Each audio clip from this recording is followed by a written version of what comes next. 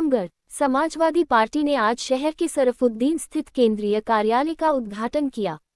इस दौरान समाजवादी पार्टी के प्रत्याशी धर्मेंद्र यादव ने प्रदेश की योगी सरकार पर जमकर निशाना साधा है।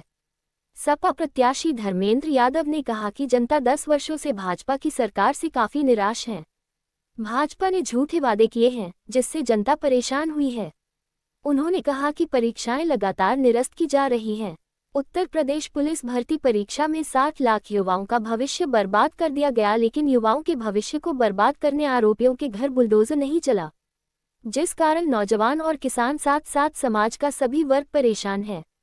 धर्मेंद्र यादव ने कहा कि कुछ चुनिंदा उद्योगपतियों को छोड़ दिया जाए तो सभी लोग बदलाव चाहते हैं। जो बड़े उद्योगपति भाजपा को चंदा नहीं दे रहे हैं, उनके प्रतिष्ठानों पर छापे मरवाए जा रहे हैं, जिसके बाद उनसे चंदे लिए जा रहे हैं। उन्होंने कहा कि प्रदेश में जब समाजवादी की सरकार थी तो अखिलेश यादव ने 8 लाख युवाओं को रोजगार दिया था। इसके साथ ही बेरोजगारों को बेरोजगारी भत्ता भी दिया था। धर्मेंद्र यादव ने कहा कि लोकसभा चुनाव के पहले चरण का मतदान कल होना है। 6वें चरण आजमगढ़ तक आते आते आंधी में तब्दील हो जाएगा। जगहों का पर्चा दाखिल कराया है। इस इंडिया गठबंधन किस तरह से अपनी रणनीतियां बना रहा है और जो है कि क्या चीजें आ रही हैं? देखिए, इंडिया गठबंधन के नेता, समाजवादी पार्टी के नेता आदरणीय अखिलेश यादव जी, आदरणीय राहुल जी ने भी कल संयुक्त प्रेस कॉन्फ्रेंस की है और जो देश के गंभीर मुद्दे हैं उन मुद्दों पर अपने विचार और आने वाले समय में अपनी योजनाएं सामने रखी हैं। आज पूरे देश के लोग बीजेपी से निराश हैं और निराश इसलिए है क्योंकि 10 साल से लगातार झूठे वादे झेल के लोग परेशान हो चुके हैं, लोग उदास हैं। आप सोचिए कि 60,000 नौकरियों पे 60 लाख नौजवान बैठते हैं और बैठने के बावजूद परीक्षाएं निरस्त हो जाती हैं। अग्निवीर की योजना, जहां हम लोग फौजी भाइयों की नौकरियां लगती थी, उनका पूरा जीवन सुरक्षित होता था। आज केवल 4 साल के अंदर उनका जीवन असुरक्षित है। उनके अंदर वो जो मनोबल होना चाहिए, जो एक सिक्योरिटी फीलिंग होनी चाहिए, वो आज नहीं है। हमारे सैनिकों के अंदर भी नौजवान परेशान है, किसान आज आत्महत्या कर रहे हैं, आंदोलन में उनकी हत्याएं हो रही हैं, उनके ऊपर गाड़ियां चढ़ाई जा रही हैं। इस तरह से पूरे देश के लोग, समाज का हर वर्ग परेशान है। हमारे छोटे व्यापारी इस बात से परेशान है, कुछ उंगली भर चुनिंदा उद्योगपतियों के अलावा ये सरकार किसी के हित की योजनाएं नहीं बना रही है। लगातार आपने देखा कि बीजेपी के लोगों ने किस कदर बड़े बड़े उद्योग घरानों पे छापे मरवा के ईडी, सीबीआई, इनकम टैक्स के छापे पड़े और 10 दिन, 5 दिन, 15 दिन के अंदर सैकड़ों करोड़, हजारों करोड़ बीजेपी को चंदा मिलता है। तो आज पूरा देश परेशान है।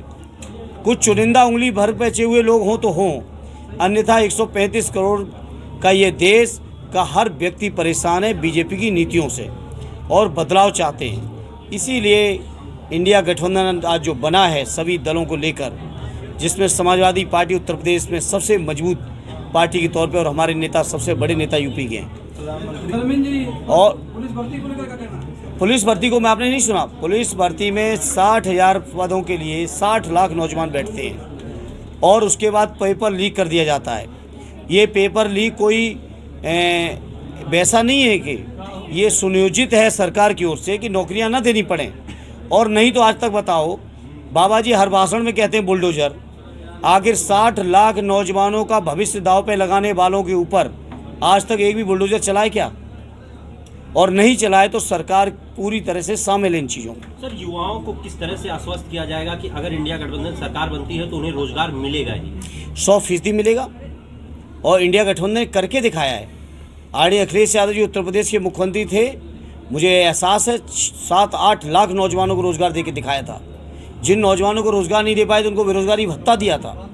हर तरह से रोजगार देने का प्रयास किया था। और आज भी जो हमारे इंडिया अलायंस का जो वादा है, 30 लाख सरकारी खाली पड़े जितने भी पद हैं उन सभी पदों की भर्ती शीघ्र अतिशीघ्र की जाएगी।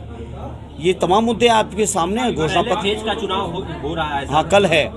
उसको लेकर किस तरह से चीजें अब आपके बहुत ऐतिहासिक परिणाम आ रहा है। जिन सीटों पे हम लोग कभी अच्छा नहीं भी कर पाते थे, आज वो सीटें जीत के आ रहे हैं। तो क्या कांग्रेस गठबंधन का और जो इंडिया अलायंस हुआ उसका लाभ मिल रहा है? आज स्वाभाविक है, लाभ मिल रहा है। और कल पहले चरण के मतदान के बाद जब आप उस इलाके के लोगों से बात करोगे तो मुझे यकीन ये है कि पहले चरण से अपना आजमगढ़ आते आते तो छठा चरण होगा, ये आजमगढ़ आते आते तो आंधी बन चुका होगा इंडिया गठबंधन का पक्ष। प्रधानमंत्री जी टीवी चैनल पे बोल के गए हैं कि ये इलेक्टोरल बॉन्ड को लेकर के पारदर्शिता है पब्लिक में, हमने इसलिए चंदा लिया और ये सारी प्रक्रिया को लेकर के आया, और एक तरफ सुप्रीम कोर्ट ने बैन भी लगाया था, तो ये इसको किस तरीके से देखिए, अगर पारदर्शिता की इतनी नियत होती तो माननीय सर्वोच्च न्यायालय को दखलंदाजी की आवश्यकता नहीं पड़ती।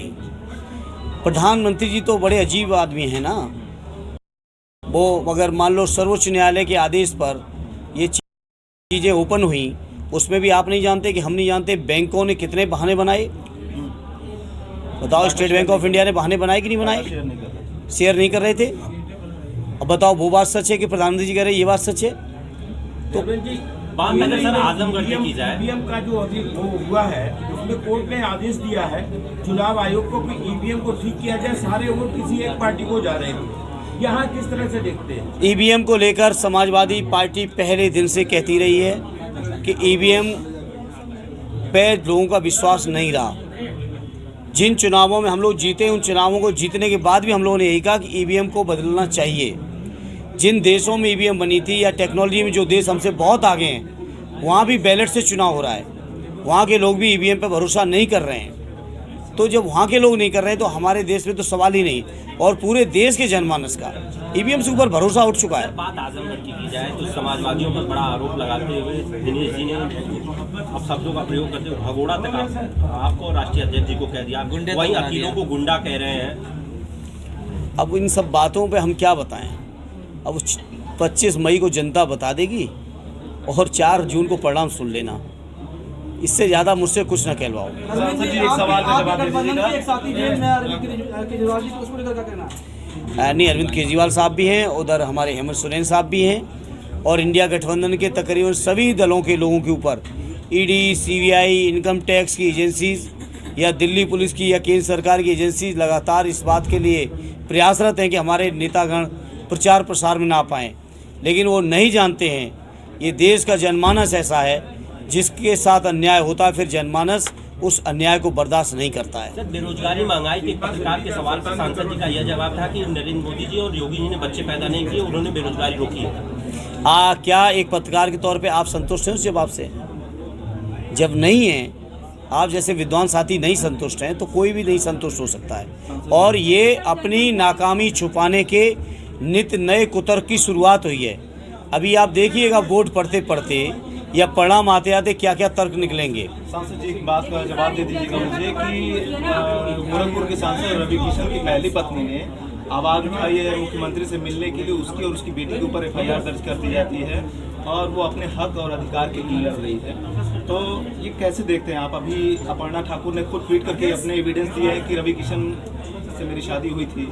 अब कई कहानियां मैं व्यक्तिगत कहीं नहीं जाता हूं, लेकिन ये सच है कि महिलाओं को न्याय मिलना चाहिए।